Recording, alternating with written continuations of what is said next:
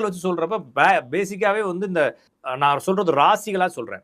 இப்போ ஒரு கட்டத்து பேர் ஒவ்வொரு ராசி. அப்போ ஒரு ஜாதகத்தை திறக்கிறப்ப ஒவ்வொரு கட்டத்துக்கும் ஒவ்வொரு பேர் இருக்கு. அப்போ நான் சொல்லக்கூடியது இன்னைக்கு ராகு வந்து கும்பத்துல இருக்குது.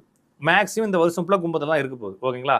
அப்போ ராகு இருக்கக்கூடிய கும்பம், அதுக்கு 3ஆம் இடமான மேசம், அதுக்கு 3ஆம் இடமான மிதுனம், அதுக்கு 3ஆம் இடமான சிம்மம், அதுக்கு 3ஆம் இடமான துலாம், அதுக்கு 3ஆம் இடமான தனுசு. இந்த 6 ராசிகளில் ஏதாச்சும் கிரகம் இருந்தால் அதனுடைய நெகட்டிவ் இருக்கும். ஓகேங்களா? அப்போ சூரியன் இருந்தால் அப்பாவுக்கு பிரச்சனை, வேலை பறி போகிறது இதெல்லாம் நடக்கும்.